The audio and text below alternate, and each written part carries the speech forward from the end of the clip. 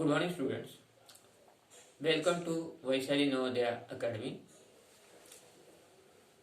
अभी नवोदय विद्यालय के फॉर्म भरना चालू है और हमारे पास लगभग 6 महीने का समय है। इस 6 महीने में हम बहुत कुछ हासिल कर सकते हैं। हम अपने डेस्टिनेशन तक, हम अपने लक्ष्य तक आराम से पहुंच सकते हैं, मगर इसके लिए जरूरी है हमें क्या होना होगा, अपनी आंतरिक ऊर्जा को हमें जगाना होगा, हमें सक्रिय होना होगा और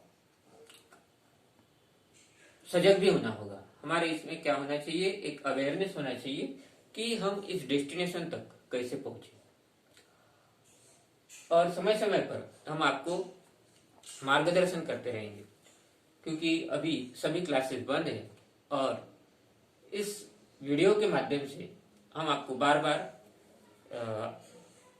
पढ़ाने का प्रयास करते रहेंगे या हम आप तक वीडियो पहुंचाने का प्रयास करेंगे। सभी में कुछ न कुछ क्षमताएं होती है, आंतरिक क्षमताएं होती है, मगर हमें उसे बाहर निकालना जरूरी होता है।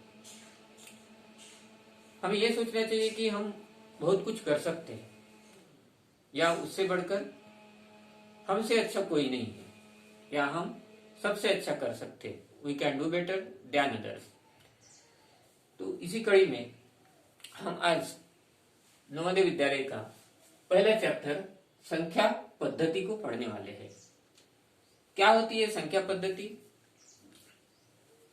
तो संख्या पद्धति को हिंदी में दार्शनिक प्रणाली कहा जाता है, हिंदू अरेबिक सिस्टम, जिसे हम दार्शनिक प्रणाली कहते हैं। इस दार्शनिक प्रणाली में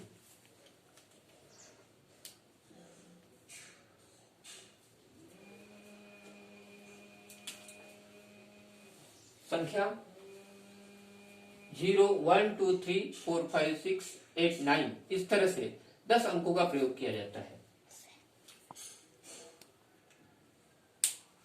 पूरी दुनिया में यही 10 वर्ड है और इस 10 अंकों के ऊपर ही दुनिया चलती है। तो इन संख्याओं के माध्यम से इसके कुछ विभाजन किया गया इन संख्याओं का। तो सर्वप्रथम हम देखते हैं नैसर्गिक संख्या, जिसे हम इंग्लिश में नेचुरल नंबर्स कहा जाता है। तो कुछ बच्चे इंग्लिश मीडियम के होते हैं और कुछ हिंदी मीडियम के, इसलिए हम इस वीडियो में दोनों भाषाओं में आपको समझाएंगे कि अगर हम हिंदी में समझाते हैं तो बच्चे उसको समझ नहीं पाते, या इंग्लिश में समझ पाते हैं तो हिंदी मीडियम के बच्चे समझ नहीं पाते। तो फर्स्ट है नैसर्गिक संख्या है, जिसे हम नेचुरल नंबर्स कहते हैं, और ये n से डिनोटेड किया जाता है या प्रदर्शित किया जाता है।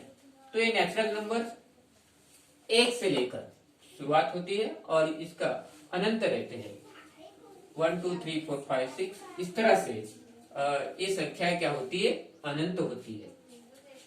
दूसरी है ऋण या अभाज्य संख्या, जिसे हम प्राइम नंबर्स कहते हैं।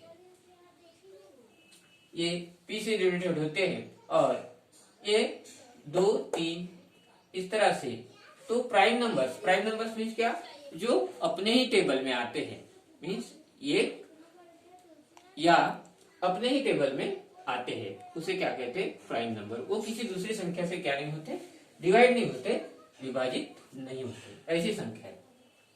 तीसरा ये है सम संख्या है, जिसे हम क्या कहते हैं, इवन नंबर्स कहते हैं। ये ई से प्रदर्शित किया जाता है या ई से डिनोटेड किया जाता है। ये संख्या है 2, 4, 6, 8, 10, 12 इस तरह से अनंत ये संख्याएं होती है। और इसके पश्चात है विषम संख्या है, जिसे हम ऑड नंबर्स कहते हैं। ये ओ से प्रदर्शित किए जाते हैं। ये संख्या है 1, 3, 5, 7 इस तरह से ये विषम संख्या है। मीन्स अगर हम देखें तो सम और विषम संख्याओं में ये 2, 4, 6, 8 इस तरह से। अब इसके बीच में आने वाली संख्या है, ये क्या होगी, विषम संख्या। इसके बीच में आने वाली संख्या क्या होगी, ये विषम संख्या होगी, ये विषम संख्या होगी। तो इस तरह से ये विषम संख्या है और ये जो ऊपर की जो संख्या है ये है सम संख्या है।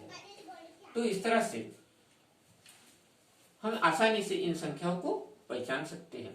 आगे दिया है पूर्णांक संख्या। पूर्णांक संख्या मीन्स होल नंबर।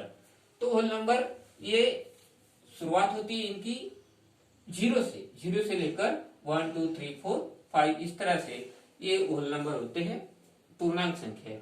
इसमें पॉजिटिव, और इसको किससे प्रदर्शित किया जाता है? W से इसको प्रदर्शित किया जाता है। तो महत्वपूर्ण बात यह है कि जो नैसर्गिक संख्या है, नैसर्गिक संख्या जो होती है वो 1 से चालू होती है, और यहाँ जो होल नंबर्स होते हैं ये 0 से चालू होते हैं।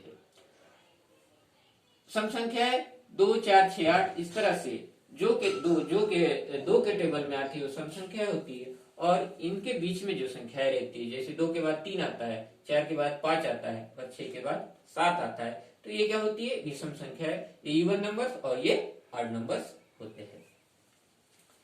आगे देखते हैं हम इन संख्याओं का प्रयोग कैसे किया जाता है, या